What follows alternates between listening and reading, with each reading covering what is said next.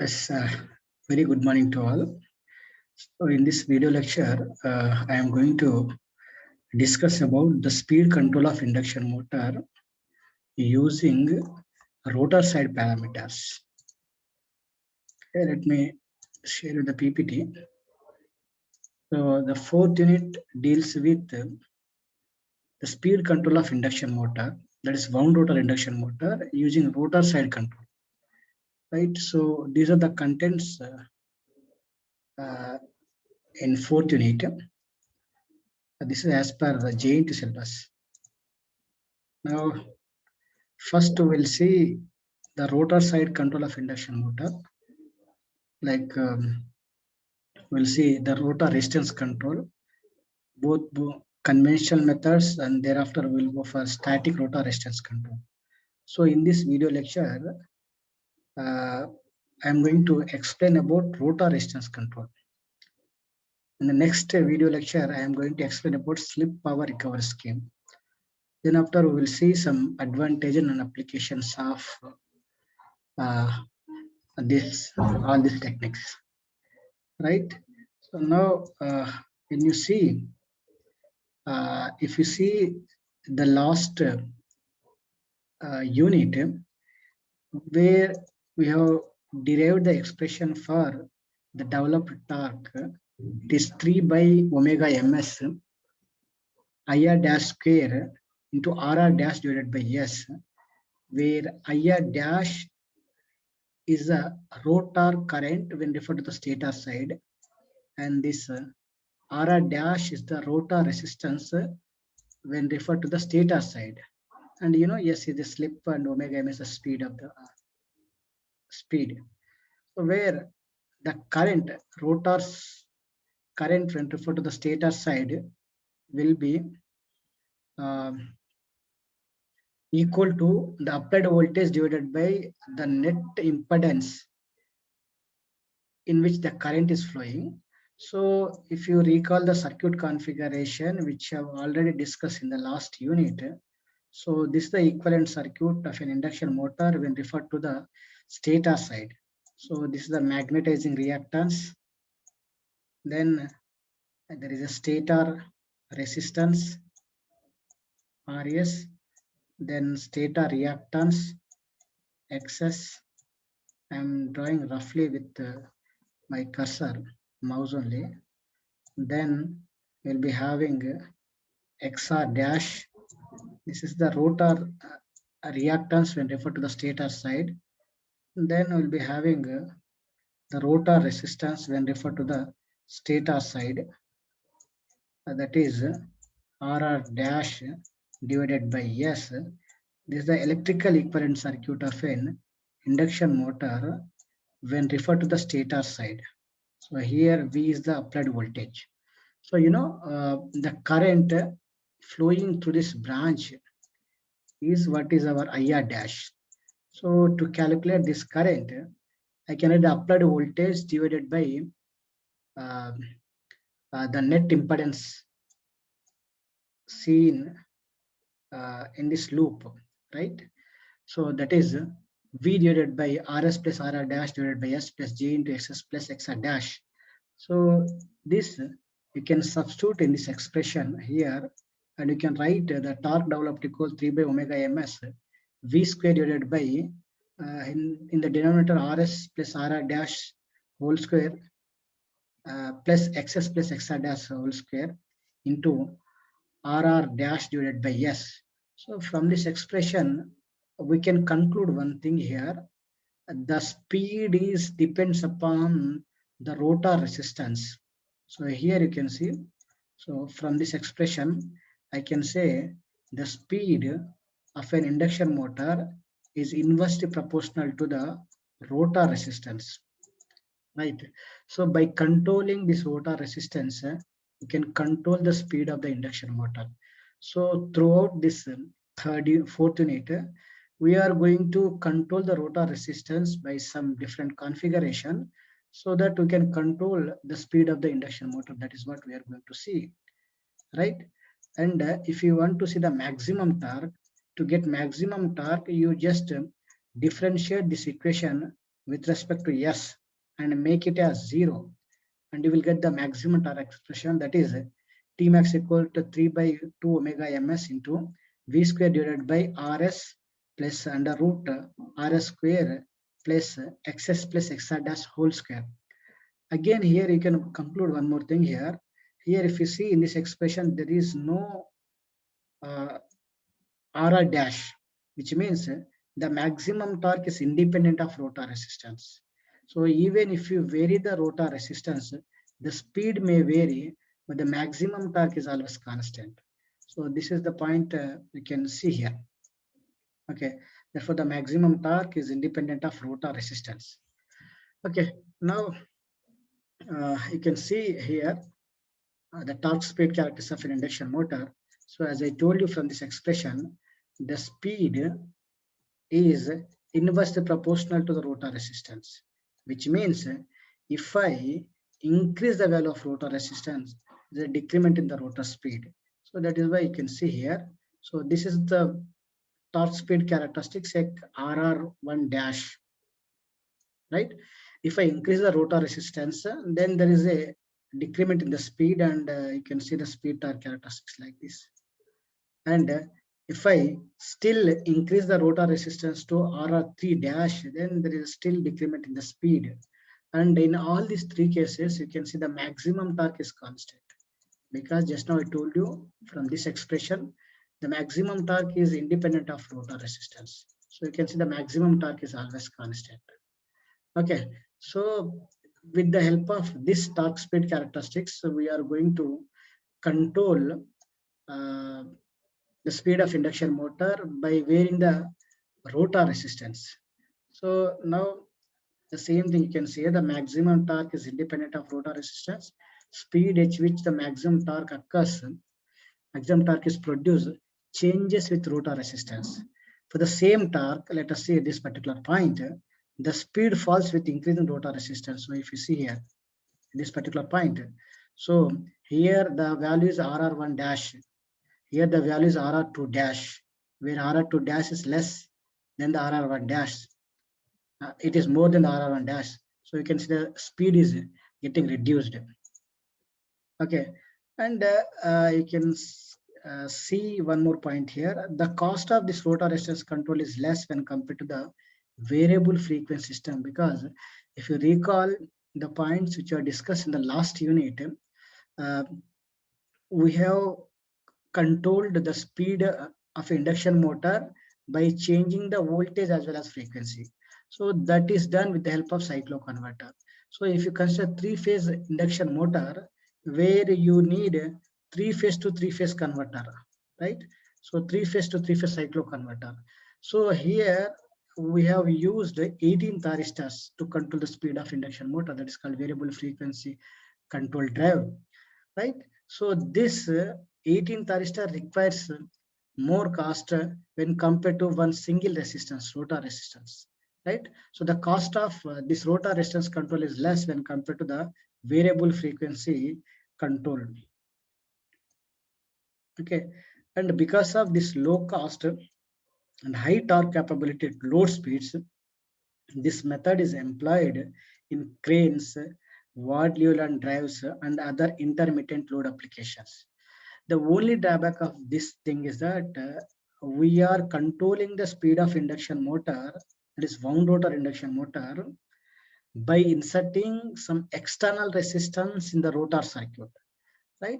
So due to that external resistance, resistance is a heat dissipative element. So due to presence of this heat dissipative elements, there is a loss in that resistance. Loss is getting increased. If loss increases, the efficiency is falling down.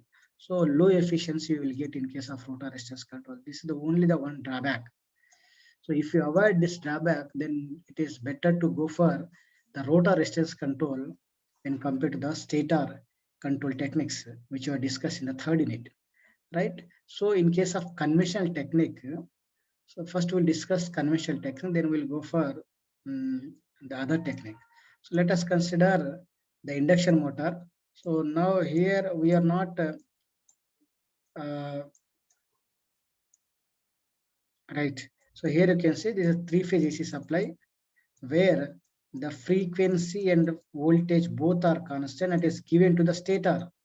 So this is the stator of an induction motor. We are not controlling the stator parameters, but here we are controlling the rotor by extracting the rotor terminals like this, and we are inserting some rotor resistance in each phase like this. Okay, so by controlling this rotor resistance, we can control the speed because there is the relation between torque and the rotor resistance, right? And speed and rotor resistance. So because the speed and the rotor resistance, they are inversely proportional. So if you control the rotor resistance by externally inserting the resistance like this in each phase winding, you can control the speed of induction motor without changing the applied voltage and frequency. So this is what you can see in case of the conventional methods, right? So there are many conventional methods are there to control the speed of induction motor. Okay, so there are number of methods are there for obtaining variable resistance. Like in drum controller, resistance is varied by using rotary switches and the resistance is divided into few steps. Just now I have shown you, right? Variable resistance can also be obtained by using contactors and resistors in series. High power applications use a slip regulator which consists of three electrodes submerged in an electrolyte consists of saline water. Resistance is varied by changing the distance between the electrodes and earth electrode. When the power is high, the electrodes are driven by a small motor. Again, the drawback of this conventional method is that we are inserting some resistance in each phase winding. So due to that external resistance, the loss will be more, right? And only the advantage is that you can change the resistance steplessly here. So that speed can be changed steplessly. Okay, so this is one more method that is called static rotor resistance control method. Here you can see this is three-phase AC supply where the voltage, stator voltage and stator frequency are constant. We are not changing those parameters, but you can see where it is stator winding, this one, right? And this is the rotor where the three-phase rotors are brought like this, right? Then it is connected to a diode bridge rectifier here. So which means the input to the diode bridge rectifier is a AC. Then with the help of diode bridge rectifier, you will get a constant DC, right? And this DC is given to this resistance. Now the purpose of this inductor is to get continuous input current, continuous current to the resistance or external resistance, and it also filter out the harmonics. So that is why the inductor LD is used here. Current flowing to the LD is ID. Now we are inserting the external resistance like this. This resistance will be reflected to the rotor side through this diode bridge rectifier. Okay, we'll see how this resistance is being inserted into the rotor side, right? We'll see that one. Now the resistance between the terminal A and B is R, and this resistance is varied with the help of this transistor, this BJT, right? So now with this configuration, let us say transistor behave like a switch. That means we can make it on, we can make it off, right? So when transistor it is in on condition, so on condition means it is replaced by short circuit. That means terminal A and B short circuited by external wire. So when the transistor it is an on condition, the net resistance RAB is the resistance between the terminal A and B. So you will get it as 0 here. Okay, because short circuit resistance should be 0, right? When transistor it is in off condition, if I make let us say the transistor it is in off condition. If the transistor is in off condition, so it is open circuited. When it is in off condition, then I can write RAB equal to R. This means by changing the switch on and off, I can vary the resistance RAB between 0 and R, right? So in general, mathematically, you can write uh, the resistance between the RAB terminal is like this.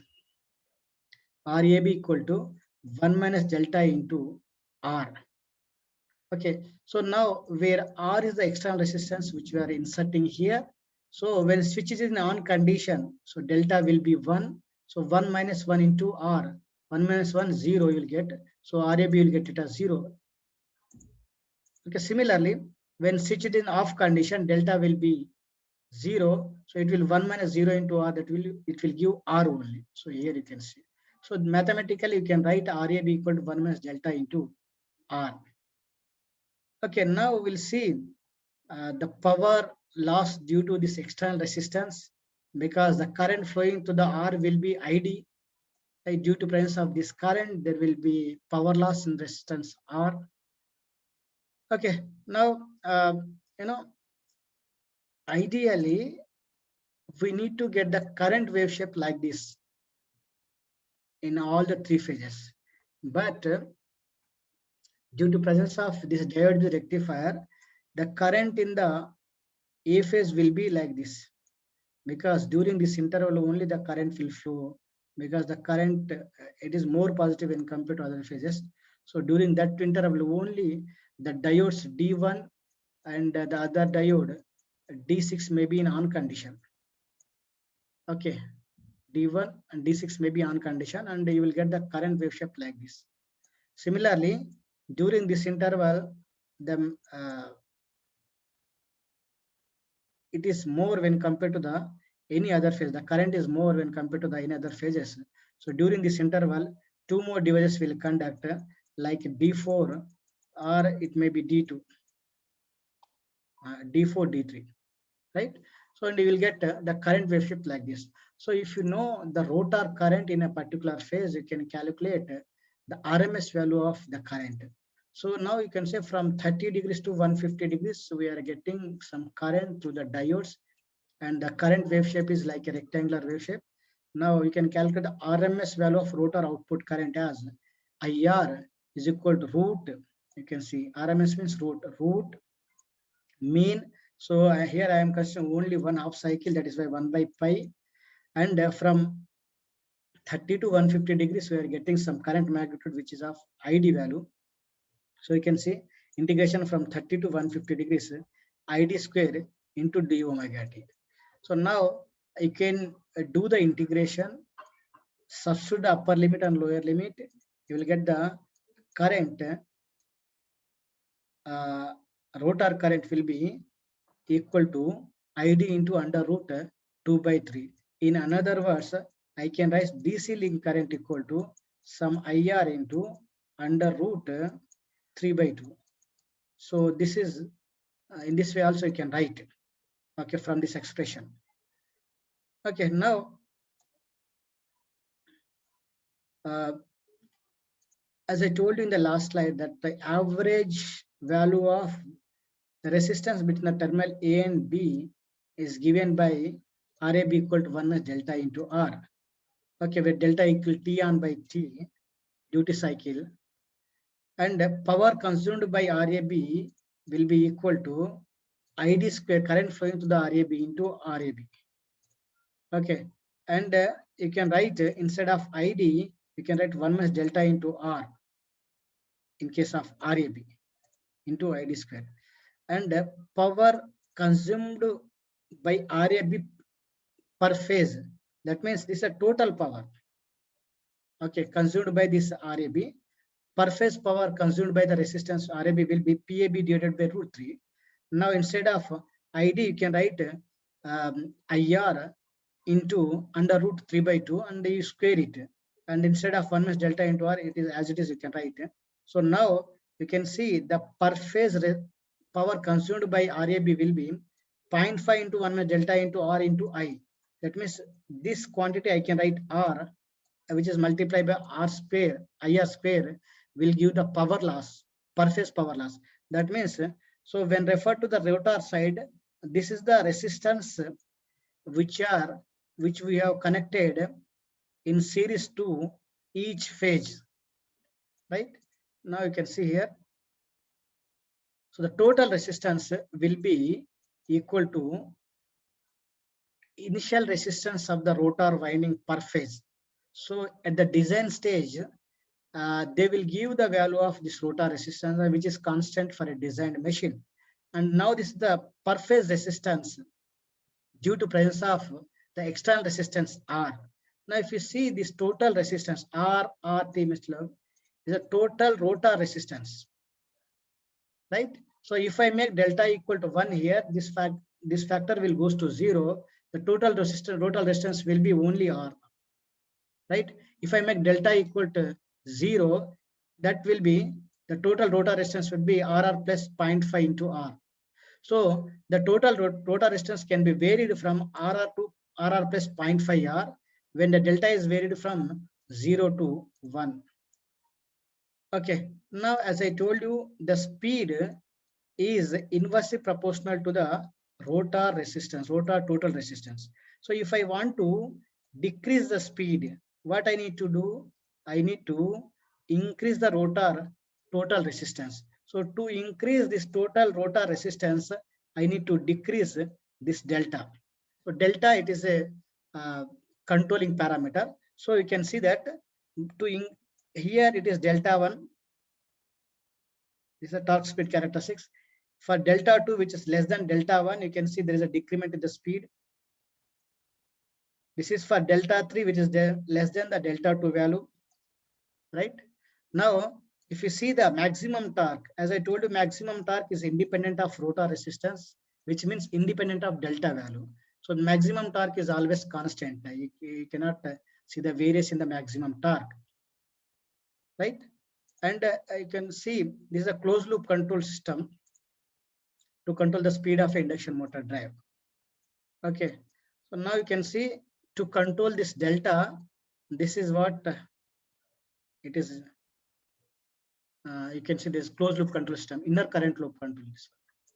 Okay, now suppose I want to run this induction motor at 1500 RPM. To run this motor at 1500 RPM, this can be achieved when you provide a closed loop control. So according to change in the speed, the delta should be varied.